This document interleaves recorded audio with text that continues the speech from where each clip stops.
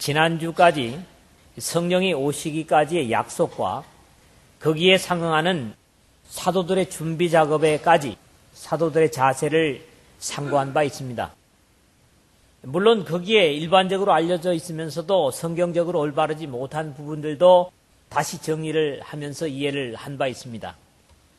누가는 하나님의 말씀을 기록함에 있어서도 그의 복음서는 물론이거니와 이 사도행전 역시 정밀하게 내용을 전개해 가는 데 있어서 다른 사람의 추종을 불허합니다.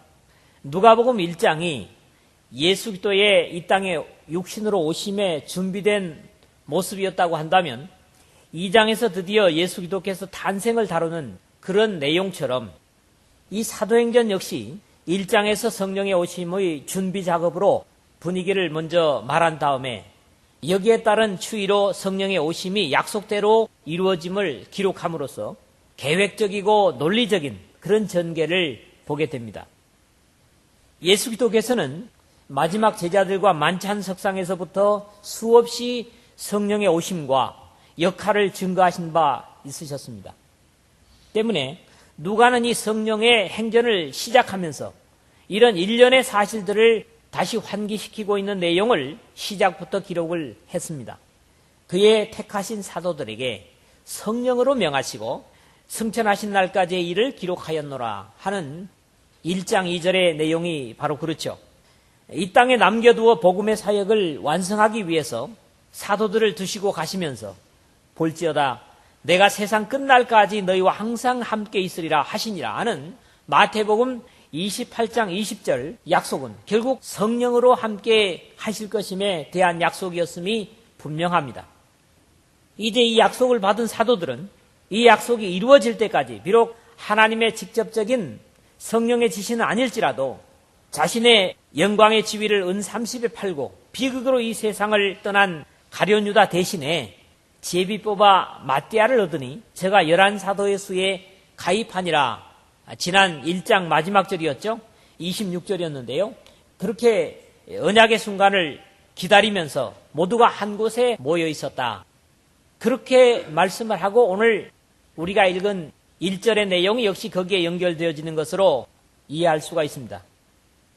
이제 이 약속을 받은 사도들은 그 약속이 이루어질 때까지 하나님의 이 약속하신 것을 기다리면서 할 바를 다 하고 한 곳에 모여서 그 약속의 성취를 기다리고 있는 모습이었고 거기에 따른 하나님의 선하신 역사가 오늘 우리가 읽은 말씀에 나타나고 있는 것을 봅니다.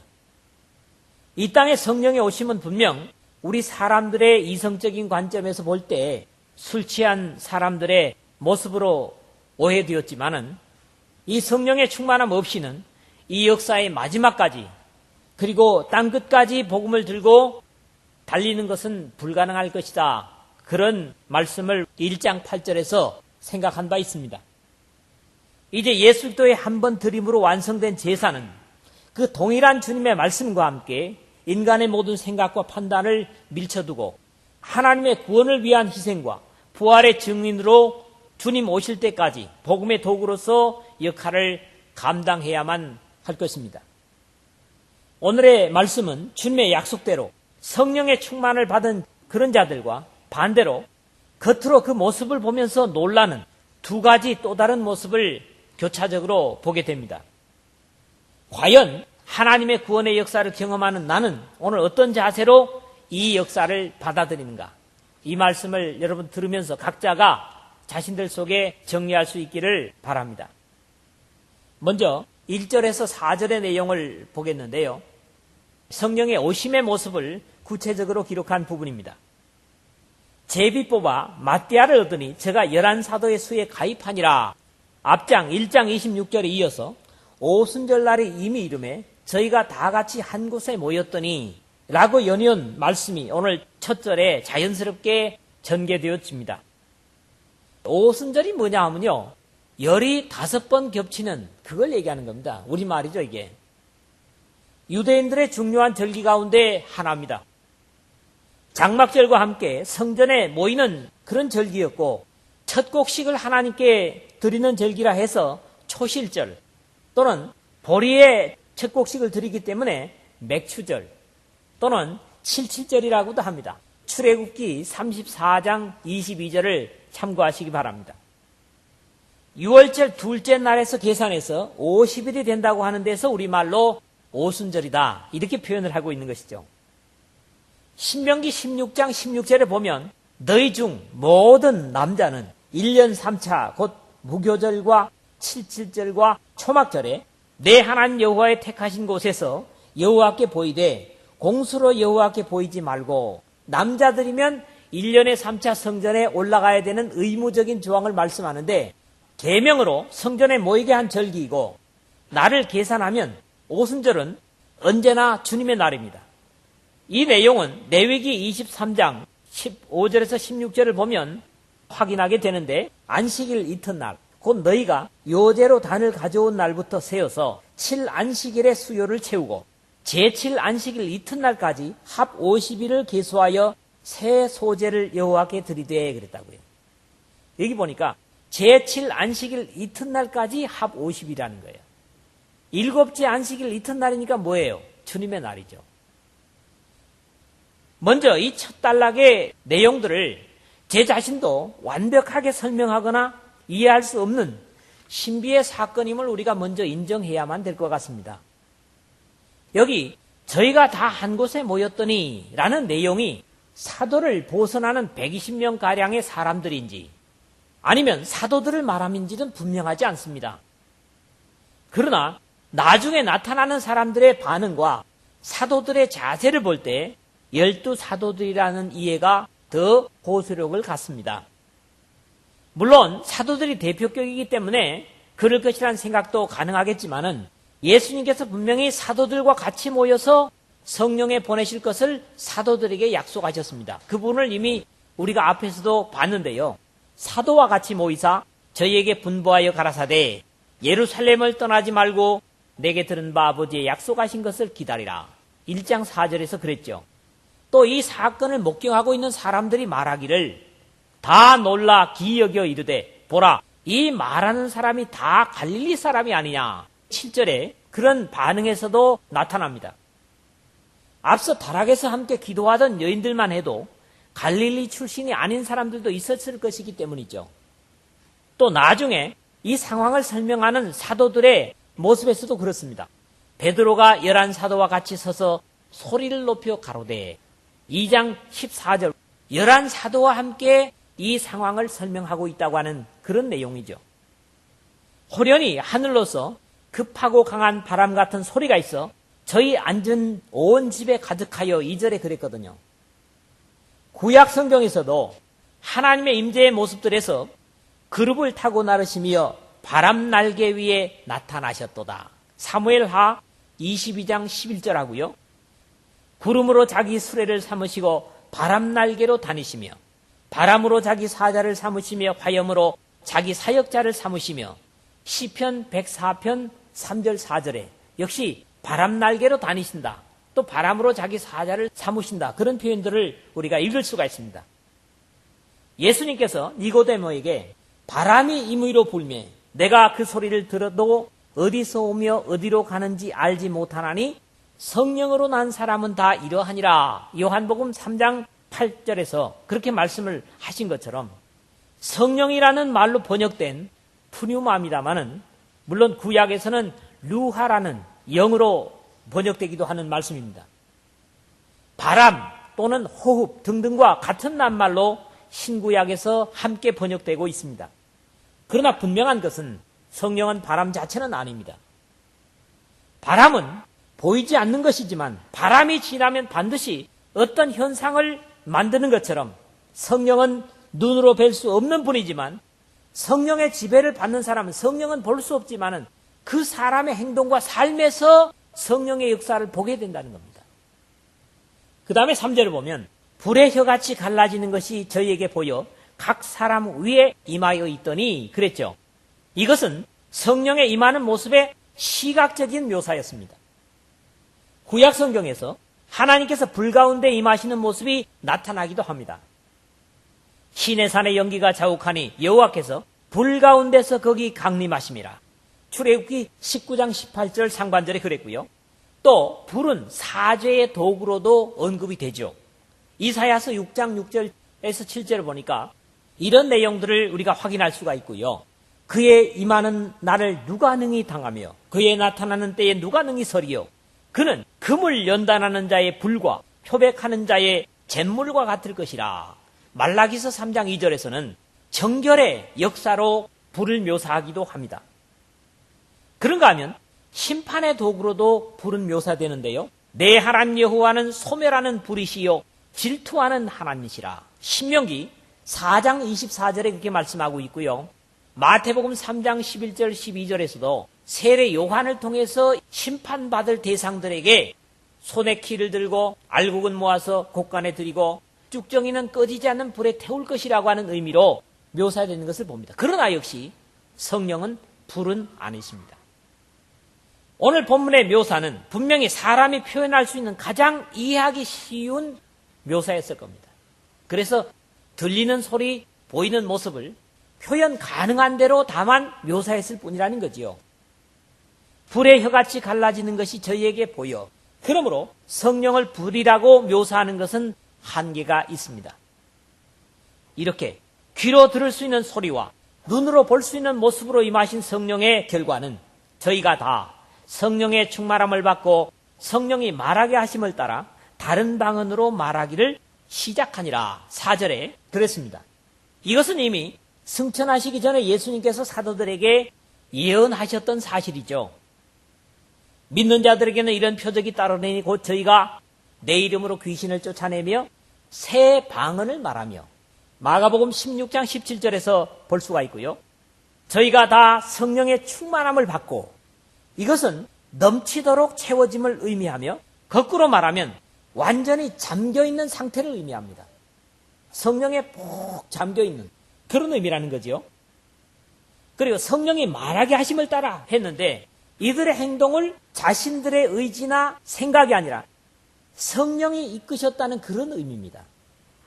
그리고 다른 방언으로 말하기를 시작하니라 그랬는데 그 결과로서 사도들이 한 번도 배워본 적이 없는 다른 언어를 말하게 되었다는 사실입니다. 특히 여기 방언이라고 그랬죠. 헬라어로 글로사라고 하는데 이 말은 주로 우리 성경의 방언으로 번역이 되지만은 영어에서 보니까 tongue 또는 language 이런 것들을 번역이 됩니다. tongue 하면 뭐예요? 혀입니다. 혀라는 말을 영어에서도 말이라고도 표현합니다. What is your mother tongue? 하면 당신 어머니 혀가 뭐냐가 그렇게 이해를 하면 안 되는 거예요. 당신의 모국어가 뭐냐 이런 말이거든요. tongue이라고 번역이 되고 그 다음에 language라고 하는 것은 우리가 뭐 너무나 잘 아는 말이죠. 이 말은 고린도전서의 은사의 한 부분으로 나타나는 현상 중에 하나인 방언과 같은 표현입니다. 그러나 그것과 다른 것은 오늘 본문의 방언은 모든 사람이 이해할 수 있는 이 방언을 말하고 있는 것으로 듣는 자들에 의해서 우리가 다 우리의 각 방언으로 하나님의 큰 일을 말함을 듣는도다. 2장 11절 하반절에 그런 고백 속에서 이해하게 됩니다. 그러므로 방언을 말하는 자는 사람에게 하지 아니하고 하나님께 하나니 이는 알아듣는 자가 없고 그 영으로 비밀을 말함이라 하는 고린도전서 14장 2절 내용과는 정반대의 모습이었습니다. 왜냐하니까 이 사람들은 저들이 방언하는 것을 듣고 자기 말로 알아들었다는 거예요. 그런데 고린도전서 14장의 뭐예요? 은사에서는 오로지 알아듣지 못하는 말이고 하나님께만 말한다고 하는 입장에서 정반대의 역할을 하는 그런 내용으로 나타나고 있다는 거지요. 또 사도들이 여기서 시작해서 하나님의 큰 일을 말함, 즉 복음을 증거하는 방언을 계속 말한 것이 아니었음을 볼 때 이 성령의 임재로 각 나라 말로 말한 것은 이례적이었던 것으로, 즉 성령께서 임재하셨다는 사실을 나타내기 위한 증거였다는 사실을 이해하게 됩니다. 이 역사 속에 하나님의 구원의 역사를 위한 일들이 연속되는 것들이 있는가 하면 이례적인 것들도 분명히 있고 그것은 한 번으로 만족할 수 있기 때문에 그렇게 하신 것으로 확신할 필요가 있습니다. 이런 일들을 오히려 의도적으로 재현하려는 것 자체가 신앙적이기보다는 인간적인 요소가 될 수 있다는 경계도 우리가 가져야만 할 것입니다. 그러나 그때나 이때나 성령의 충만하심만이 우리를 하나님의 뜻과 일을 가장 효과적으로 감당할 수 있다는 사실을 부정할 수 없습니다. 성령이 역사하실 때만이 우리가 가장 자연스럽게, 가장 효율적으로, 능력 있게 하나님의 역사를 나타내고 하나님의 일을 할 수 있다 하는 사실에 대해서 부정할 수가 없다는 말씀입니다. 두 번째로는 성령께서 임하심에 대한 또 다른 반응입니다. 5절에서 13절인데 인류의 말의 소통이 사람 사이에 불가능하게 된 것은 분명히 복이 아니라 저주였습니다. 창세기 11장에서 그 사실을 확인할 수가 있어요. 인간의 기술과 고안으로 흩어짐을 면하고 자신들의 명예를 내려고 시도하는 바벨탑을 쌓는 것을 보신 하나님께서 자, 우리가 내려가서 거기서 그들의 언어를 혼잡케 하여 그들로 서로 알아듣지 못하게 하자. 창세기 11장 7절에 그렇게 말씀하시는 내용을 봅니다. 그렇게 각 언어별로 흩어졌던 바벨, 즉 혼란의 언어가 비로소 이 오순절날 예루살렘 성전에서 하나가 되고 있다는 사실입니다. 그러므로 우리는 바벨의 저주가 치료된 역사가 바로 이 오순절 예루살렘 성전에서임을 보는 것도 큰 의미가 있습니다. 온 인류의 흩어짐의 비극이 하나로 모아지는 역사가 바로 오순절날 성령의 임재에서 있었다 하는 그런 사실이죠. 앞에서 4절의 짧은 내용이지만 이 역사 속에 엄청난 변화의 역사를 이루었고 여기에도 두 부류의 반응이 있음을 봅니다. 즉 성령에 의한 은혜의 역사를 경험하는 구원의 백성들로 인간적인 의도를 초월하시는 하나님의 능력의 역사를 경험하는 대로 하나님의 큰 일을 말하는 그런 사람들이 있었다면 또 다른 반대 대열에 선 사람들은 이 하나님의 은혜의 역사를 경험하지 못하기 때문에 다만 놀램으로 빈정되는 어둠의 자식들이 바로 그런 사람들이었습니다. 물론 이 사람들 중에서도 하나님의 은혜의 역사 속으로 옮겨지는 소수의 사람들이 뒤에 가서 보면 있습니다. 다수는 여기 나타나는 그들의 표현대로 이 인간으로서 헤아릴 수 없는 역사 앞에서도 조롱하여 가로되 저희가 세술에 취하였다 하는 세속적이고 저급한 판단을 하고 있는 것입니다. 어느 때나 구원에 반응하는 자세는 이 두 가지 부류가 있다고 하는 사실입니다.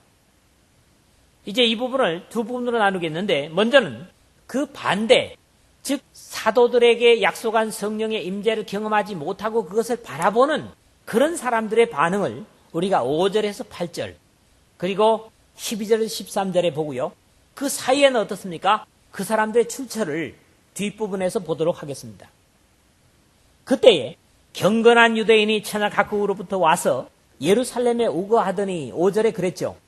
자, 이스라엘의 바벨론 포로 이후에 유대인들은 천하 각지로 흩어졌습니다.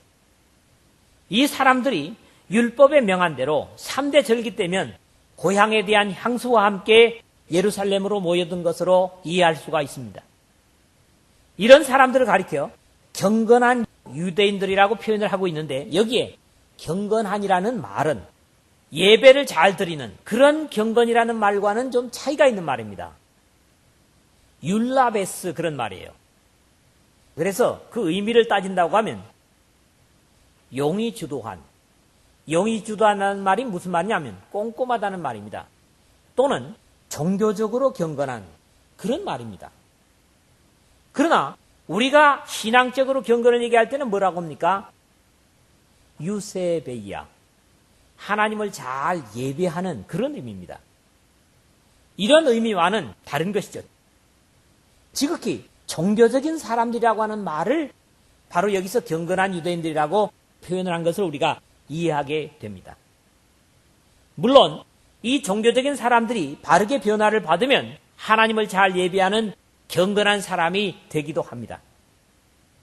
이 소리가 나매 큰 무리가 모여 각각 자기의 방언으로 제자들의 말하는 것을 듣고 소동하여 6절에 그랬는데 이 소리가 무슨 소리였습니까? 급하고 강한 바람 같은 소리. 그런데 이 소리가 만약에 우리가 앞에서 얘기했던 얘기와 겹쳐서 이야기를 한번 해보자고요. 이 소리가 만약에 개인의 집이었다면, 일반적으로 얘기하는 마가의 다락방이었다면 이 소리가 대포 소리만큼 컸길래 예루살렘에 모였던 그 많은 수가 그 사람에게로 모여들었겠습니까?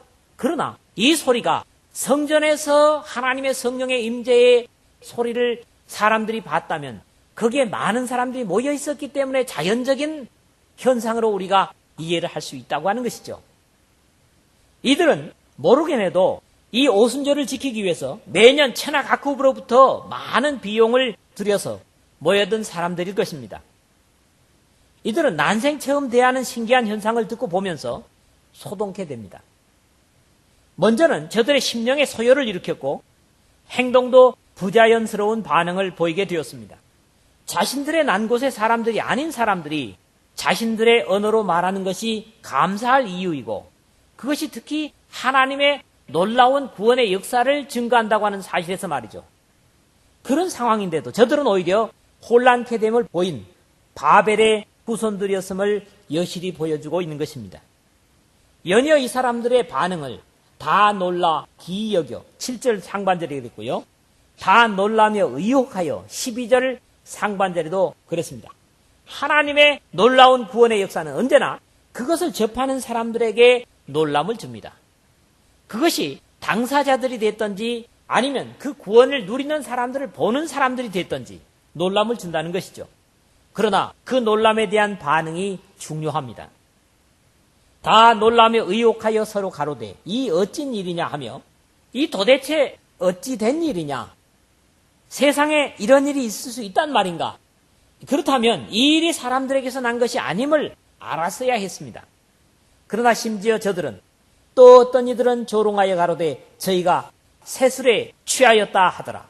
이들은 하나님을 섬기는 사람들이라고 자처하면서 하나님의 역사를 조롱하는 엄청난 잘못을 저지르고 있는 것입니다. 술에 취해서 이성을 잃은 사람들이 외국어를 할 수 있다고 생각하는 것 자체가 벌써 잘못된 판단이고 삐뚤어진 생각입니다. 그러나 중요한 것은 이런 사람들 가운데서도 베드로를 통한 강론을 듣고 회개하고 세례를 받는 사람들이 역시 있었다는 사실입니다. 요즘 우리 시대에도 복음에 대한 반응은 그럴 수 있다고 각오를 해야 합니다. 사도들을 통해서 하나님의 엄청난 능력을 보고도 조롱하고 비웃는 사람들이었다면 그것도 지극히 종교적인 사람들이면서도 그랬다면 우리의 전하는 십자가에 대해서 콧웃음을 치는 것은 어쩌면 당연하다고 받아들이는 것이 우리 자신들의 자세가 되어야 될 것입니다.